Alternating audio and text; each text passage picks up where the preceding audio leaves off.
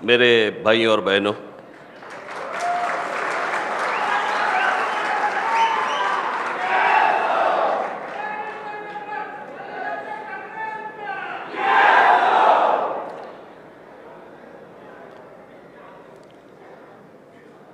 एक दिन मैं घर पे बैठा था तो हमारे संदीप देशपांडे जी, उन्होंने मुझे कहा कि एक विनय दुबे हैं, उनको आके आपको मिलना है। तो मैंने कहा मैंने अभी तो कुछ बात की ही नहीं है, तो क्यों मिलने आ रहे हैं? तो बोले नहीं, उनको कुछ आमंत्रण देना है। तो मैंने कहा ठीक है, लेके आइए। तो विनय दुबे जी और उनके सहकारी जो थे वो मेरे पास आए। उन्होंने मुझे ये कहा कि उत्तर प्रदेश बिहार के जो लोग हैं उनके बीच में जो गलतफहमियां हैं, आपने कहा कुछ और है, उनको बताया कुछ और है। बीच में जो कोई आंदोलन हुए, उसमें जो कोई मारपीट हुई वगैरह वगैरह, ये सारी चीज़ों के ऊपर कुछ प्रश्न हैं। तो अगर आप स्वयं आके वहाँ पे बात करें उन लोगों के साथ तो बेहतर होगा। उसके बीच में इतने से हॉल में आवाज़ नहीं आ रही मेरी। तो वो हुआ ऐसे था बीच में कि एक गुजराती समाज के लोग मुझे आके मिले थे। मिस्टर जयेश वालिया, यहीं पे बोरीवली में ही था वो प्रोग्राम। उनका भी यही कहना था। तो मैं वहाँ पे गया था। फिर उसके बाद मुझे पूना में बुलाया था, कोई गुजराती और मारवाड़ी लोग थे तो उन्होंने भी मुझे बुलाया था। तो वो सामने रखते हुए विनय दुबे जी मेरे पास आए और उन्होंने कहा कि अगर आप उत्तर भारतीयों के सामने आके आपकी बात कहें तो बेहतर होगा। मैं बोला ठीक है, मुझे क्या, मैं आता हूँ।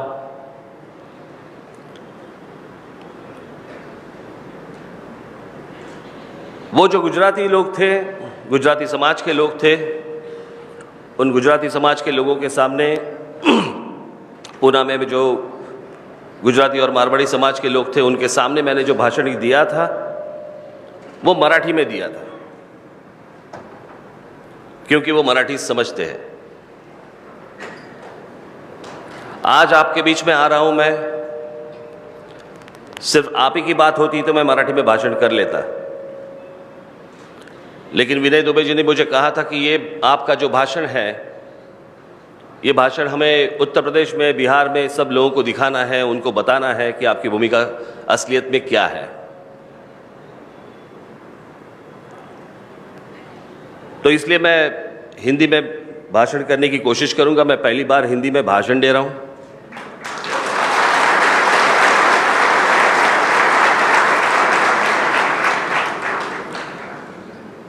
कुछ गलतफहमियां भाषा के अनुसार आपके बीच में भी होगी।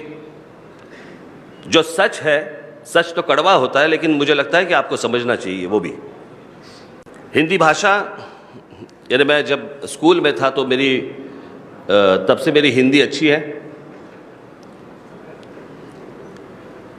मुझे पता है कि कौन से अक्षर के नीचे नुक्ता देना है।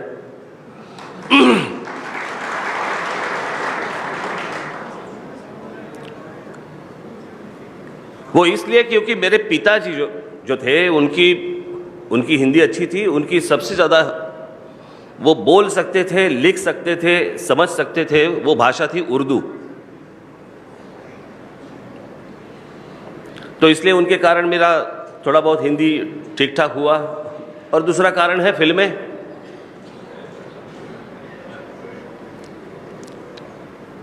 हिंदी भाषा अच्छी है, बहुत सुंदर भाषा है, उसमें कोई संदेह नहीं है। लेकिन हिंदी ये राष्ट्रभाषा है, ये गलत है।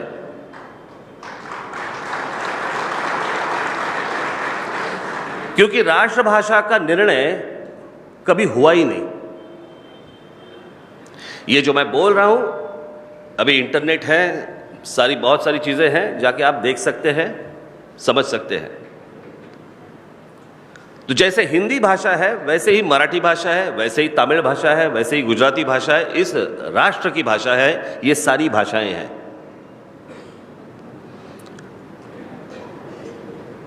लेकिन आपके प्रदेश में आपके लोगों को कुछ मेरी बातें समझानी है, इसलिए मैं आज हिंदी में भाषण करूंगा।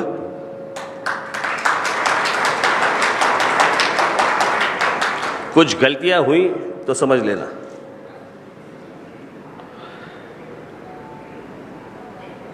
मैंने उनसे कुछ सवाल मांगे थे कि भाई आपके मन में क्या क्या सवाल है, वो एक बार मुझे लिख के दे दे, ताकि मैं उन सवालों के ऊपर मैं कुछ बात कर सकूं। जो भी कुछ सवाल आए हैं मुझे कि वो रेलवे एग्जाम के वक्त जो यहाँ पे हुई मारपीट हुई, जो फेरी वाले हैं उनको भी इसी चीज़ का सामना करना पड़ा हमारे लोगों से। मुझे लगता है कि एक पहली बार हम लोग हमारा देश समझ ले कि हमारा देश हमारी देश की घटना क्या है, हमारा देश कहता क्या है, हमारे देश के कानून क्या है। वो एक बार अगर हम लोग समझ ले तो मुझे लगता है कि बाकी चीज़ें समझने के लिए बहुत आसान रहेगी।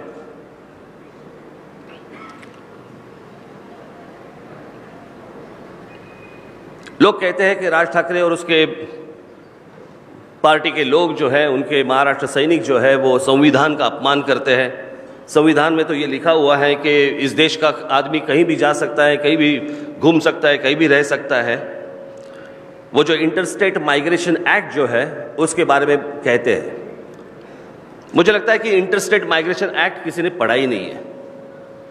हम लोग बस एक हवा में बात करते हैं कि इस देश का आदमी कहीं भी जा सकता है, कहीं भी रह सकता है, कुछ भी कर सकता है। ऐसा वो नहीं कहता।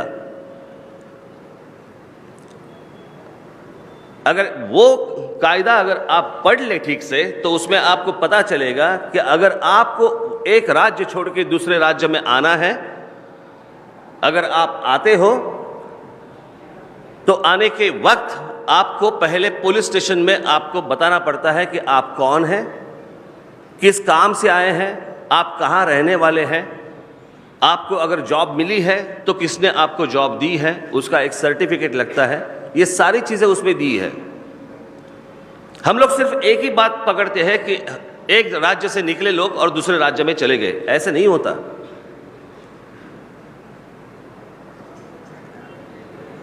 जो असली तकलीफ जो है वो यहां से शुरू होती है। मैं जो हर वक्त कहता हूं, आज देखिए, मैं आज आपके सामने मैं क्लैरिफिकेशन देने के लिए नहीं आया हूं। मैं मेरी भूमिका जो है, जो मेरी भूमिका पहले से थी, वो सिर्फ आपको हिंदी में बताने के लिए आया हूं।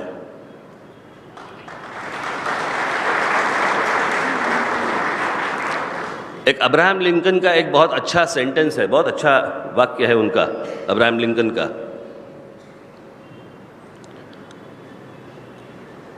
कि कभी क्लैरिफिकेशन मत देना, क्योंकि जो आपके ऊपर प्यार करते हैं वो क्लैरिफिकेशन की मांग नहीं करते, और जो आपसे नफरत करते हैं वो क्लैरिफिकेशन सुनते ही नहीं आपका। तो क्लैरिफिकेशन क्यों देना है? लेकिन मुझे लगता है कि देश भर में जो भी कुछ घटनाएं हुई हैं, वो मुझे लगता है कि हमें एक बार देखनी चाहिए, समझनी चाहिए कि ये क्यों हो रहा है, किस लिए हो रहा है। मैं आज महाराष्ट्र की बात कर रहा हूं। महाराष्ट्र की आज अगर जनसंख्या देखी जाए तो महाराष्ट्र की जनसंख्या है 13.5 करोड़। बहुत सारे लोग आज बाहर के राज्यों से महाराष्ट्र में आते हैं, खास करके उत्तर प्रदेश और बिहार से लोग आते हैं। मैं कुछ कोट्स लेके आया हूं। हमारे जो पूर्व राष्ट्रपति थे, हमारे जो पूर्व प्रधानमंत्री थे, उनके कुछ कोट्स लेके आया हूं मैं। वो 2 कोट्स मैं आपके सामने में पढ़ता हूं, उससे आपको मैं क्या कहने वाला हूं या मैं क्या सोचता हूं इसका पता चल जाएगा आपको।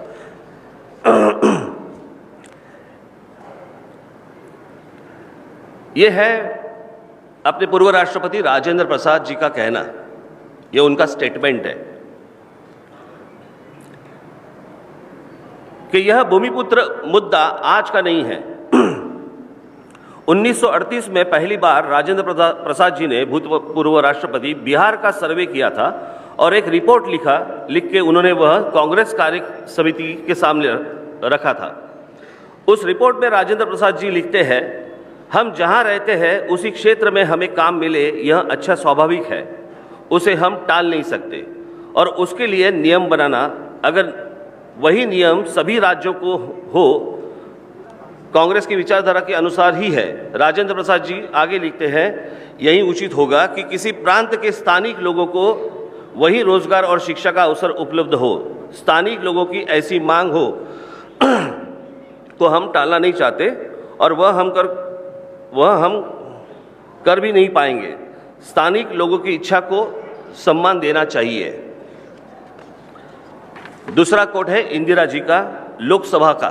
लोकसभा में उन्होंने जो कहा था वो कोट है और उन्होंने कहा था कि यह सही है कि भारत का कोई भी नागरिक कहीं भी जा सकता है, काम कर सकता है, फिर भी अगर बहुत भारी संख्या में अगर बाहर के लोग काम करने हेतु आएंगे तो संघर्ष तो होगा ही, उस राज्य में संघर्ष तो होगा ही। मैं इस पे कुछ नियम बनाने के पक्ष में नहीं हूं, फिर भी इसमें कुछ संतुलन बनाना चाहिए और किसी भी हालत में स्थानीय लोग रोजगार से वंचित न हो, यह देखना चाहिए। मैं जो कहता हूं इससे अलग क्या कह रहा हूं मैं? अगर महाराष्ट्र में रोजगार उपलब्ध है तो महाराष्ट्र के जो युवक है, युवती जो है, उनको यहां पे पहला प्रेफरेंस मिलना चाहिए। इसमें कोई गलती है क्या?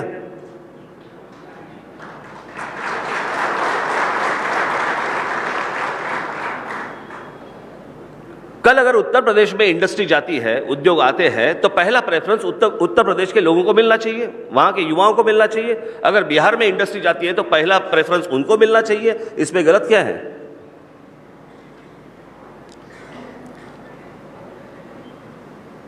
देखिए, ये देश है, इस देश के हम लोग सब राज्य बोलते हैं, हम लोग कहते हैं। मैंने एक बार कहीं एक भाषण में कहा था कि भारत एक यूरोप जैसा है। अगर हर प्रांत की भाषा देखी जाए तो अलग है, हर प्रांत का अगर पहराव देखा जाए, कपड़े अगर देखे जाए वो अलग है, संस्कृति अलग है, खाने पीने की बातें अलग है। तो ये जो भारत है, ये भारत भी यूरोप जैसा है। वहां पे भी एक अलग अलग राज्य है, जिससे अभी इंग्लैंड बाहर निकला वो बात अलग है, लेकिन अलग अलग राज्य है, उनकी करेंसी एक है। भारत भी वैसा ही है। जिसे हम लोग राज्य कह रहे हैं वो असलियत में एक एक देश है, जिसे बांधा हुआ है, जिसे हम लोग भारत कह रहे हैं।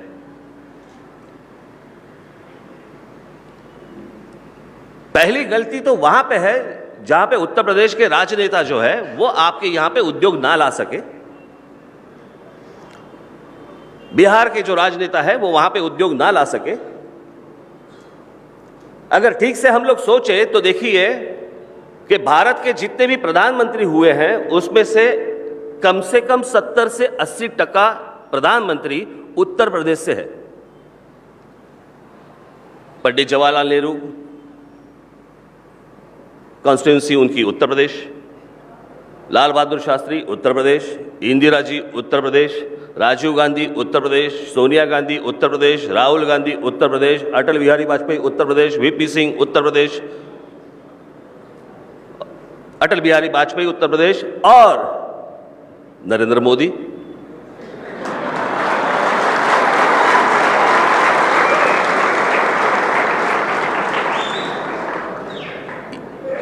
ये जो बातें हैं, ये जो सवाल है, आप ये जो मुझे पूछ रहे हैं, आप उनको क्यों नहीं पूछते कि प्रधानमंत्री के लिए आपको हमारा क्षेत्र चलता है, लेकिन हमारे यहाँ पे जो युवक है, हमारे यहाँ के जो लोग हैं, वो बाहर काम करने के लिए क्यों जा रहे हैं?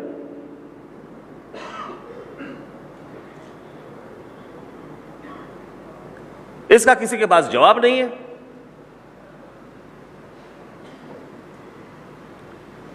मैं अगर मेरी महाराष्ट्र के मेरे युवकों को, जो युवक है महाराष्ट्र के, जो लड़के हैं लड़कियां जो है, मैं महाराष्ट्र का हूं, मुझे लगता है कि मेरे राज्य में पहला प्रेफरेंस मेरे मराठी लोगों को मिलना चाहिए। अगर उसमें से बचे तो बाहर के लोग आके वो नौकरी कर सकते हैं। किसी भी राज्य में हम लोग जाएं तो मुझे लगता है कि उस राज्य का मान रखना चाहिए। पहले उस राज्य की भाषा सीखनी चाहिए।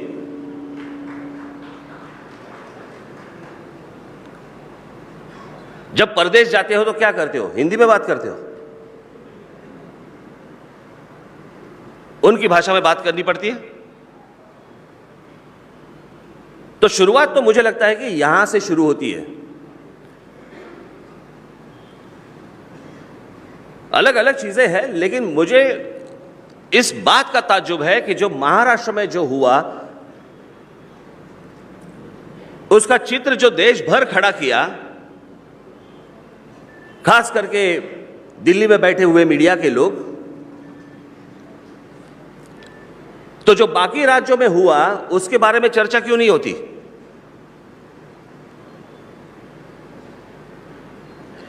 आपको शायद पता नहीं होगा, लेकिन एक गोवा के मंत्री थे, आई थिंक नाइक, रवि नाइक। वहां पे बिहार से गोवा एक ट्रेन शुरू कर रहे थे, एक रेलवे शुरू कर रहे थे। तो उन्होंने एक स्टेटमेंट किया था कि हमें भिखारियों की ट्रेन यहां पे नहीं चाहिए। तब किसी को अपमान नहीं लगा, तब किसी का खून नहीं खौला, तब मीडिया वालों ने कुछ सवाल नहीं पूछे।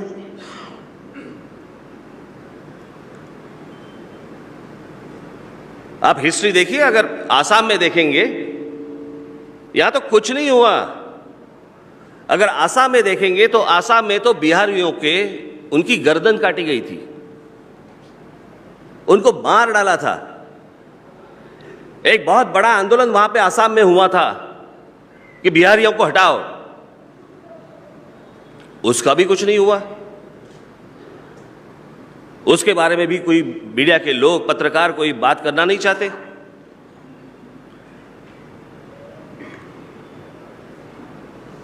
एक बार वो अर्नब गोस्वामी, वो मेरे पास आए थे और उन्होंने शुरू कर दिया, ये उत्तर प्रदेश और बिहार के लोग जो आते हैं वगैरह वगैरह वगैरह वगैरह। मैं बोला, अर्नब एक मिनट ठहर, पहली बात मेरे को ये बता, तू तो आसामी है, तो आसाम में क्या हुआ उसका जवाब पहले तू मुझे दे, बाद में मैं तेरे को देता हूं।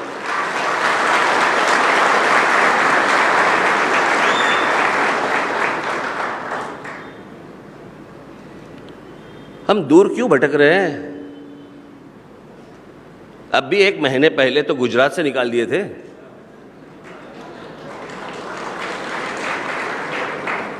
दस 15 हजार लोग तो मुंबई आ गए। ये अच्छा है,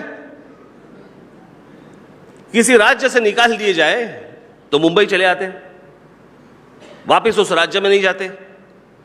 पहले से बोझ क्या कम है इस राज्य के ऊपर?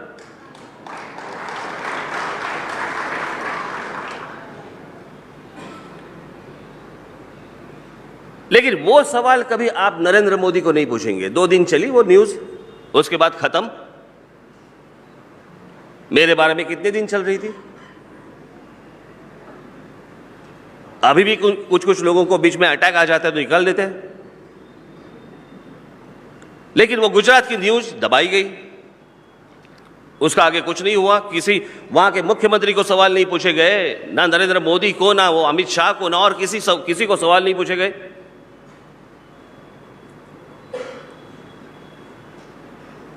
वहां पे तो सब लोगों को मारा था, गुजरात में सब लोगों को भगा दिया, ट्रेन में बिठा कर बाहर निकाल दिए।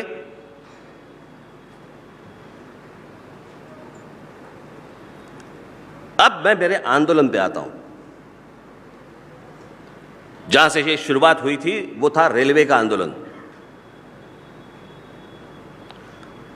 महाराष्ट्र में रेलवे के जो जॉब्स थे, जो महाराष्ट्र के लोगों को मिलने चाहिए थे, उसका इश्तिहार किसी भी महाराष्ट्र के मराठी न्यूज़पेपर में कभी छपवाया नहीं, महाराष्ट्र के किसी हिंदी न्यूज़पेपर में छपवाया नहीं, किसी इंग्लिश न्यूज़पेपर में आया नहीं। महाराष्ट्र में इस तरह के जॉब्स हैं, इस तरह की नौकरियां हैं, इसके इश्तिहार कहां पे आ गए? उत्तर प्रदेश में और बिहार में। क्यों महाराष्ट्र में क्यों नहीं?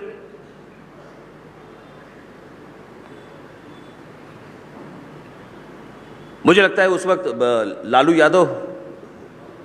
यादव थे रेलवे मिनिस्टर,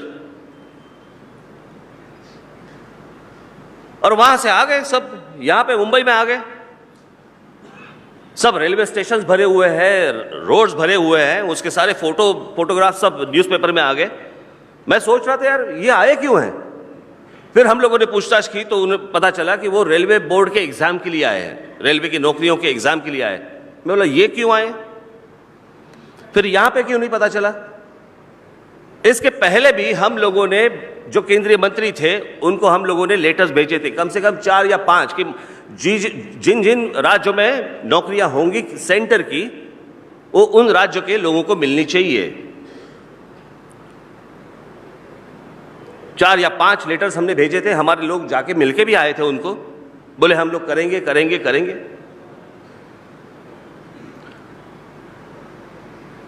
और फिर उस वक्त जो माहौल जो भड़क गया, मुझे जो कहना था कि मैंने उस वक्त कहा कि अगर इनको मिलना चाहिए, यहां पे अगर जॉब्स हैं महाराष्ट्र में, तो महाराष्ट्र के लोगों को, मराठी युवती जो है उनको मिलने चाहिए, इनको नहीं मिलने चाहिए। तो हमारे लोग जाके उनके साथ उन्होंने बात की कि आप यहां से अभी के अभी आप चले जाइए, यहां अगर जॉब्स है तो यहां के लोगों को मिलने चाहिए। जब ये बात करने के लिए जब हमारे लोग उनके साथ गए, तो उन्होंने जिस भाषा का प्रयोग किया, वो अगर भाषा का प्रयोग अगर आप सुनते, आप भी खौल उठते। जो यहां पे आए थे वो अगर उस भाषा का प्रयोग करेंगे तो आपको क्या लगता है हमारे लोग के हाथ पे हाथ रख के बैठेंगे?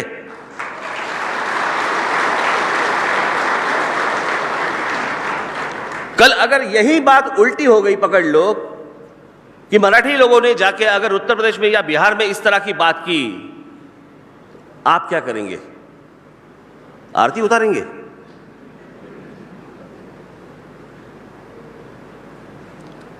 संघर्ष तो वहां से शुरू हुआ, और उसके बाद जब ममता बनर्जी जब रेलवे मंत्री बनी, उनके पास भी हमारा लेटर गया, और पहली दफा ममता बनर्जी जो रेलवे मंत्री थी, उन्होंने ये आदेश निकाला कि जिस राज्य में नौकरियां हैं उस राज्य के लोगों को वहां पे नौकरी मिलनी चाहिए, और अगर वहां पे जो एग्जाम्स होते हैं वो भी उस राज्य के राजभाषा की तरह होनी चाहिए, उसी लैंग्वेज में होनी चाहिए। अब मुझे एक बात बताइए कि यही बात मैंने लेटर में लिखी थी, अगर एक पत्र से समझ में नहीं आता तो संघर्ष तो होगा ही, वो तो अटल है, उसका कुछ नहीं हो सकता। मुझे तो सिर्फ सवाल पूछने, आप लोगों को, उत्तर प्रदेश के और बिहार के लोगों को मुझे सवाल पूछने, आपके यहां के राजनेता कुछ नहीं करते, आप बाहर जाते हैं, बाहर जाके आपको इस संघर्ष का सामना करना पड़ता है। आपको नहीं लगता कि आप हर जगह जाके अपमानित होते?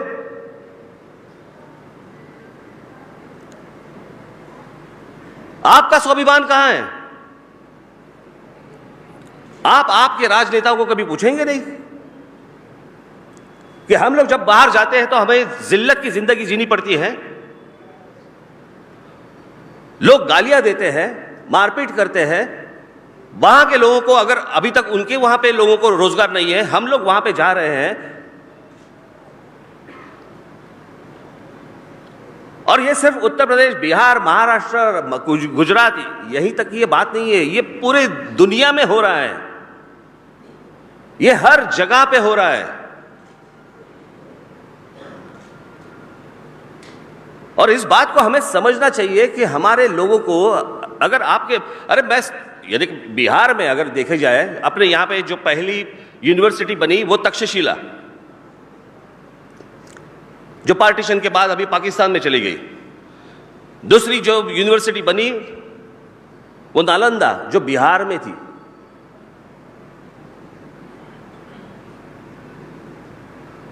तीसरी यूनिवर्सिटी बनी वो थी 1200 में, 1290 या कहीं उस वक्त, ऑक्सफोर्ड।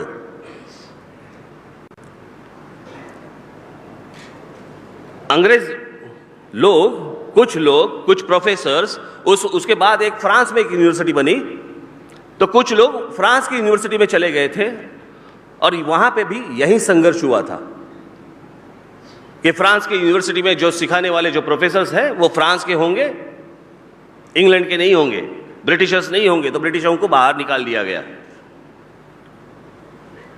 जो गए थे वो वापस आ गए ऑक्सफोर्ड में। अभी जो ऑक्सफोर्ड में जो थे उनके लिए तो वो मुहाजिर थे,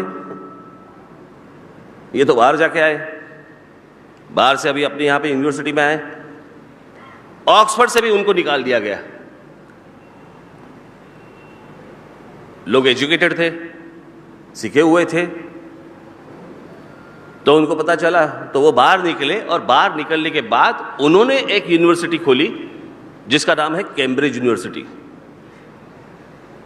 मैं ये आपको क्यों कह रहा हूं, क्योंकि ये आज से नहीं, ये सालों सालों से चल रहा है, ये हर जगह चल रहा है कि अगर मेरे बच्चे, अगर मेरे यहाँ पे लोग अगर भूखे रहेंगे, उनके हाथ को काम नहीं मिलेगा, उनको नौकरियां नहीं मिलेंगी, और वो देख रहे हैं कि बाहर के आके लोग यहाँ पे अगर बस रहे हैं और काम कर रहे हैं। इन्होंने मुझे किसी ने इसमें सवाल किए हैं कि जो उत्तर प्रदेश से लोग आते हैं, बिहार से लोग आते हैं, वो सब्जियां बेचते हैं, तरकारी बेचते हैं, वॉचमैन बनते हैं, कम सैलरी में वो काम करते हैं, मराठी लोग काम करते हैं क्या? आइए मेरे साथ, मैं दिखाता हूं आपको।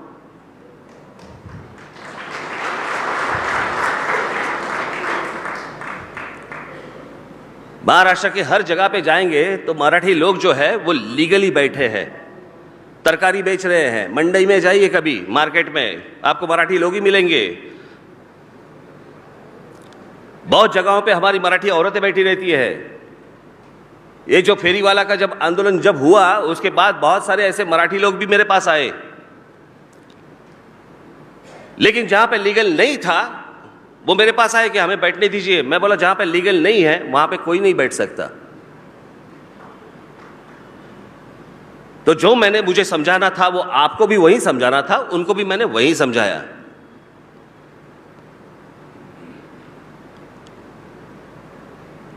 और फेरी वाला के आंदोलन में भी यही हुआ था कि हमारे लोग जब उनको समझाने के लिए गए, बताने के लिए जब गए, उन्होंने जो भाषा का प्रयोग किया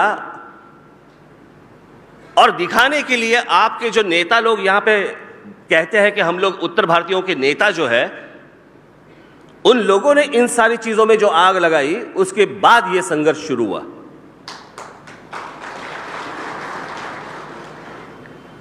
मुझे लगता है एक बार अगर आप अपने भी गिरेबान में झांक कर देखेंगे कि क्या हो रहा है, तो मुझे लगता है कि यह संघर्ष का कोई मतलब ही नहीं है।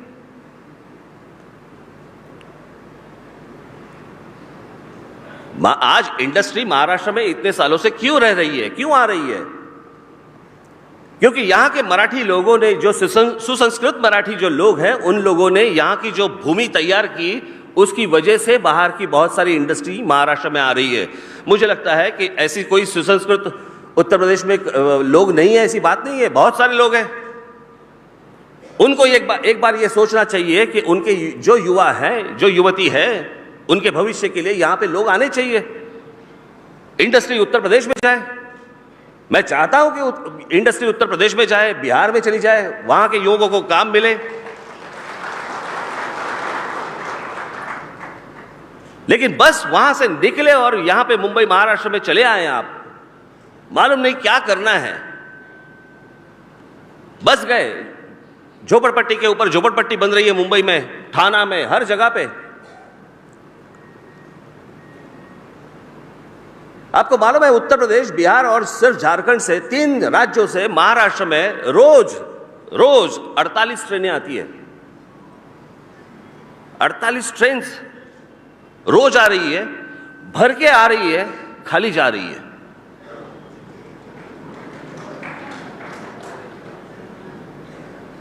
एक शहर होता है, एक राज्य होती है, उसकी एक कैपेसिटी होती है, उसकी एक क्षमता होती है। उस क्षमता के बाहर अगर लोग सिर्फ आते रहेंगे तो जो रह रहे हैं पहले से वो कहां जाएंगे?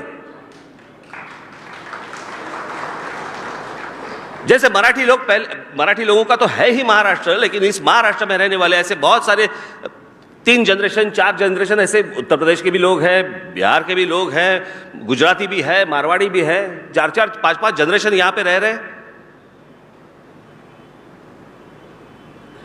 वो समझ सकते हैं मैं क्या बोल रहा हूं। आज इन शहरों की जो हालत बनी हुई है, लोगों को स्कूल में एडमिशंस नहीं मिल रहे, कॉलेज में एडमिशंस नहीं मिल रहे,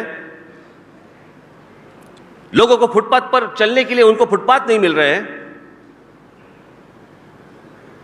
सिर्फ शहरों की आबादी बढ़ती जा रही है, रोड्स कम पड़ रहे हैं, ट्रैफिक बढ़ रहा है, और सबसे बड़ी बात, जो बाहर से जितने लोग आए हैं, यहां पे आज इतनी पुलिस यहां पे आई हुई है, कभी एक बार उनको जाके पूछ लीजिए, महाराष्ट्र पुलिस को जाके पूछ लीजिए, आपका सबसे ज्यादा समय कहां पे जाता है? जो महाराष्ट्र में जो क्रिमिनल एक्टिविटी जो हो रही है, जो क्राइम हो रहा है, जो गुनाह हो रहे हैं, वो सबसे ज्यादा अगर वो इन्वेस्टिगेशन उनका चल रहा है तो वो उत्तर प्रदेश, बिहार, झारखंड और बांग्लादेश की बॉर्डर पे चल रहा है। यहां पे क्राइम करते हैं और वहां पे चले जाते हैं।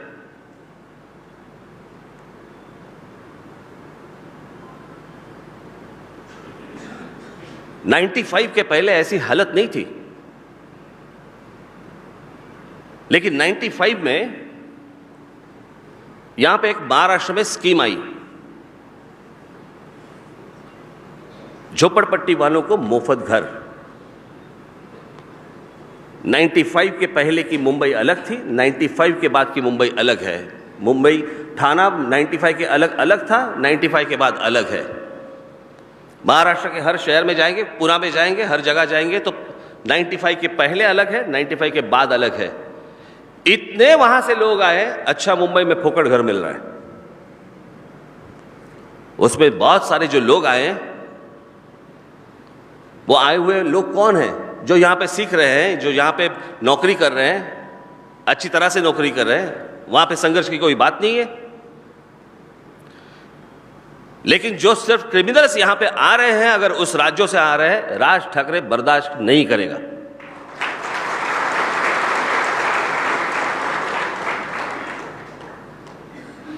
हमारी मां बहनों की इज्जत कोई चौराहे पे नहीं रखी नहीं है हमने, कि कोई भी यहां बाहर से आता है, जो टैक्सी वाला बोलता है, टैक्सी चलाता है, और टैक्सी चलाते चलाते हमारी मां बहनों को अगर वो गाली देगा, कौन सहेगा?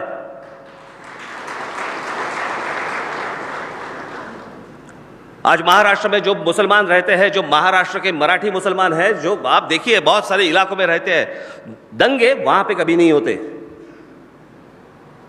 जो बाहर से आए हुए जो मुसलमान हैं, बाहर के राज्यों से आए हुए मुसलमान हैं, दंगे वहां पे होते हैं। मुझे याद है एक बार आजाद मैदान पे एक मोर्चा निकाला गया था, कौन होते थे? रजा कदमी, वो उनका एक मोर्चा निकाला हुआ था। मैंने जब बाद में पूछताछ की मैंने पुलिस से, तो सब उसमें से कम 98% जो मुस्लिम्स थे आए हुए, जिन्होंने मीडिया की वैन्स जलाए थे, पत्रकारों के यहां पे मारा था, यहां के पुलिस को मारा था। पुलिस जो महिलाएं हमारी जो बहनें हैं, उनके इज्जत पे हाथ डाला था। जो भी लोग थे वो बाहर के लोग थे। आपको क्या लगता है वो हम लोग से हैं?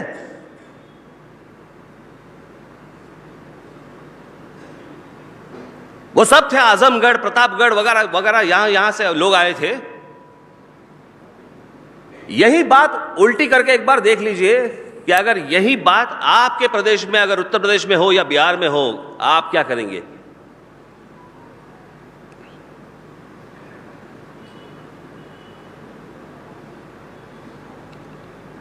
मुझे लगता है कि आपको भी इस बात पे सोचना चाहिए। संघर्ष होता कब है? ऐसी बात नहीं है ना कि मुझे कोई बाकी कोई सोच नहीं है, बस संघर्ष करो। जो मैं कहता हूं, जो मैंने बातें मराठी में की थी, वही आपके सामने आज मैं हिंदी में रख रहा हूं। आज मेरे यहां पे दोस्त आए हुए हैं, यहां पे कहीं बैठे होंगे। मिस्टर, ये देखिए, खड़े हो जाइए, उभर। ये इनका नाम है मिस्टर सुरेश गुप्ता। ये कम से कम 40 साल से मेरे दोस्त है, 30 साल से तो है ही है।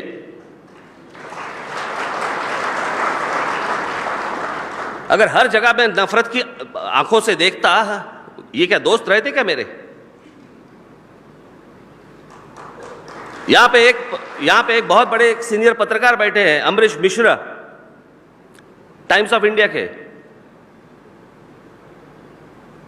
मराठी लोग नहीं बोल सकते उतनी उत्तम मराठी ये बोलते हैं।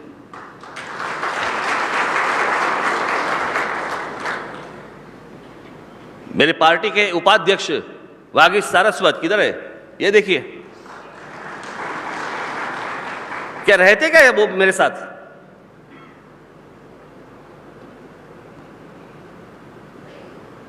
मेरी जो सोच है वो बहुत सीधी है।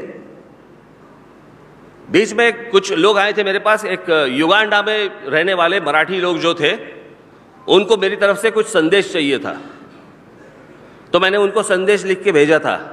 शायद लिख के नहीं, मैंने बोल के ही भेजा था। और मैंने उनको कहा था, जिस देश में रह रहे हो उसकी भाषा सीखो, उसकी संस्कृति सीखो, उसके हिसाब से रहो।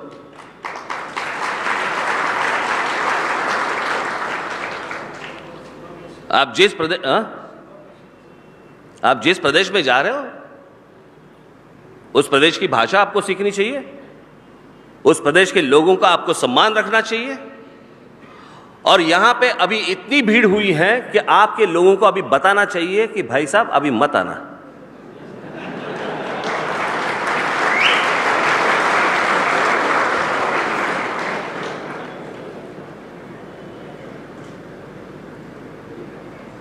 एक समय था जब मुंबई में, महाराष्ट्र के बहुत सारे शहरों में, खास करके मुंबई में, दक्षिण के लोग आते थे। 60 के दशक में उस वक्त दक्षिणात्यों के खिलाफ वहां पे उस वक्त संघर्ष हुआ था मुंबई में। आहिस्ते आहिस्ते दक्षिण भारत में, तमिलनाडु में, आंध्र प्रदेश में, केरला में, कर्नाटक नहीं लेकिन केरला में, हर जगह पे वहाँ पे उद्योग आने लगे, इंडस्ट्री आने लगी, वहाँ के लोगों को काम मिलने लगे।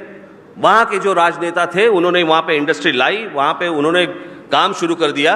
अभी दक्षिण भारत से लोग नहीं आते।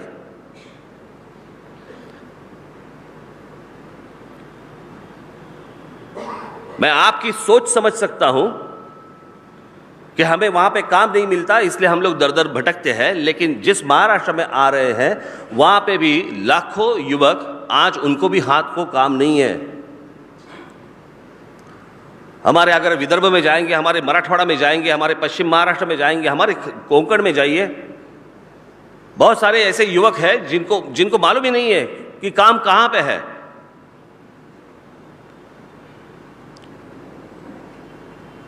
महाराष्ट्र के भी लोग बताते नहीं कि भाई यहां पे इंडस्ट्री आई है, तो यहां इंडस्ट्री में कौन से लोग चाहिए, उनको कौन से लोग भरने चाहिए। और जब बहुत सारी इंडस्ट्री में पता चले कि बाहर से लोग भर रहे हैं, आप मुझे बताइए, संघर्ष नहीं होगा तो क्या होगा? यह इतनी सीधी बात है।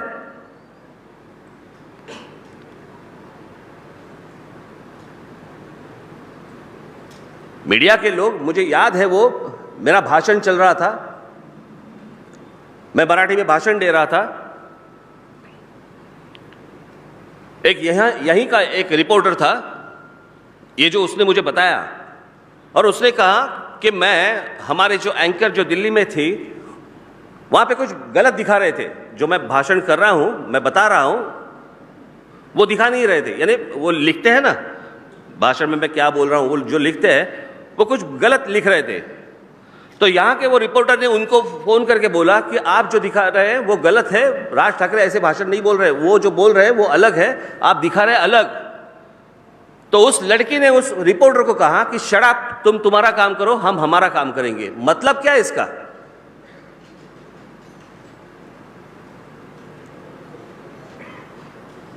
यानी आपके टीआरपी के लिए अगर आप राज्यों के बीच में अगर आप आग लगाते रहेंगे, ये कैसे होगा?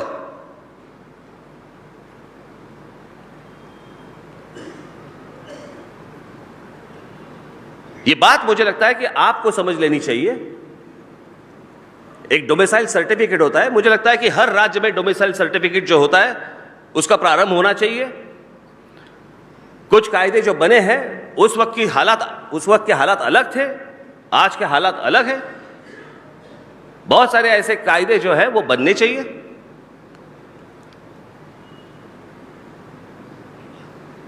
हमारे यहां पे राज्य जो है, राज्य में सत्ता होती है, केंद्र में सत्ता होती है, केंद्र का काम अलग रहता था। अभी ये नरेंद्र मोदी आए तब से कुछ अलग अलग ही बन रहा है। जब वो मुख्यमंत्री थे तब भाषा उनकी अलग थी, जब प्रधानमंत्री बन गए तो भाषा उनकी अलग है। जब मुख्यमंत्री थे तो नरेंद्र मोदी कहते थे उन्होंने केंद्र को कहा था जब मुख्यमंत्री थे कि हमें आप पैसे भेजना बंद कर दीजिए, हम आपको पैसे देना बंद कर देंगे, हम हमारा राज्य चलाएंगे। प्रधानमंत्री बनने के बाद कह रहे हैं हम हमारा पैसा हमारे पास रखेंगे, राज्यों का पैसा भी हम लोग ले लेंगे।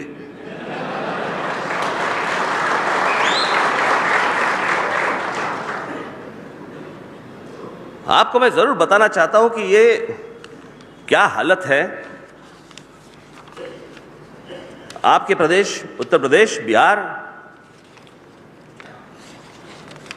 इन्हें क्या मिलता है?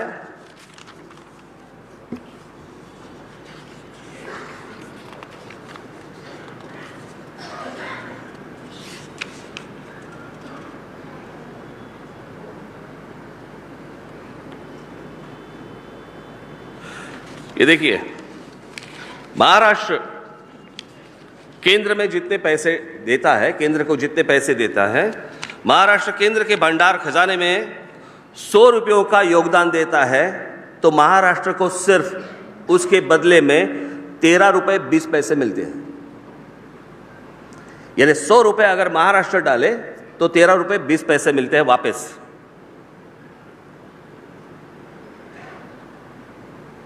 लेकिन बिहार जब 100 रुपया देते हैं तब उन्हें विकास के लिए 139 रुपये मिलते हैं।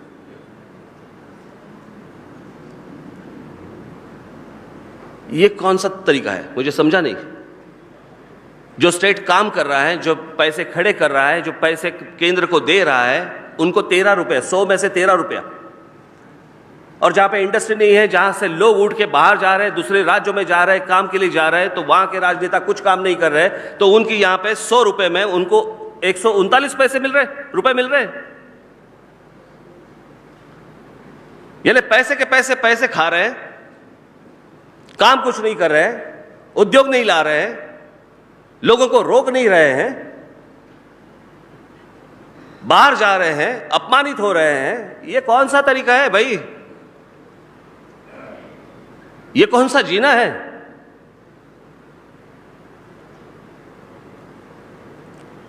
और मैं आज आपको कह देता हूं, देखिए, मुझे संघर्ष करने की जरूरत नहीं, लेकिन यही अगर तरीका और बढ़ते जाएगा तो हर राज्य में संघर्ष होगा ही। अगर इन्हें सुधारना है तो आपको आपके लोगों के बीच में सुधार लाना चाहिए, उनको ये सारी बातें कहनी चाहिए। और आपके कहने के भी बाहर अगर वो लोग होंगे तो हम तो है ही। ये किसी दादागिरी की बात नहीं है, लेकिन मुझे लगता है कि हर राज्य बड़ा हो, उद्योग में बड़ा हो, बाकी सारी चीजों में बड़ा हो, और हर राज्य के बीच में एक हेल्दी कंपटीशन हो।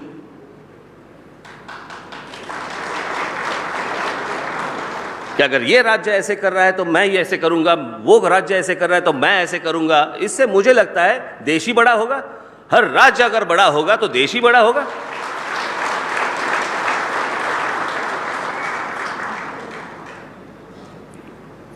यही बात मैं आज तक कहते आया हूं, अब समझी?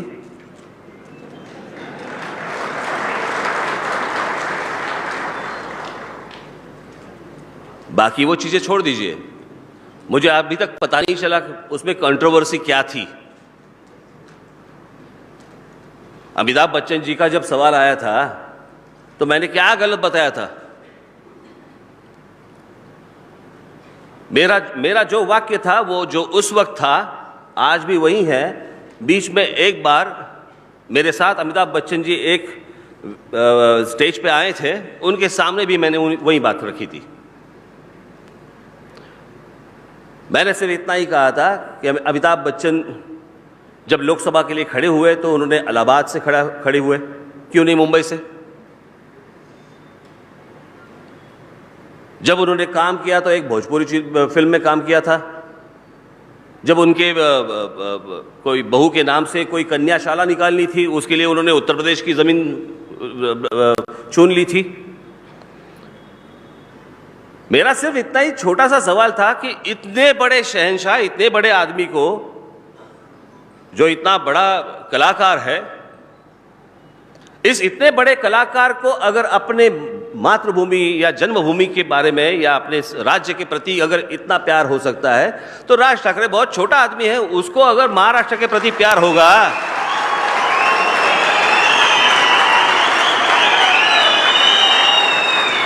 तो उसमें गलत क्या है?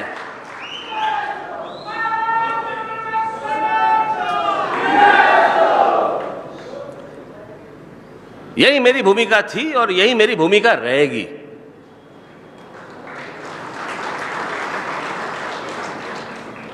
बात किसी से नफरत करने की नहीं है, लेकिन किसी से नफरत करने की नौबत भी ना आ जाए, ये मैं चाहता हूं।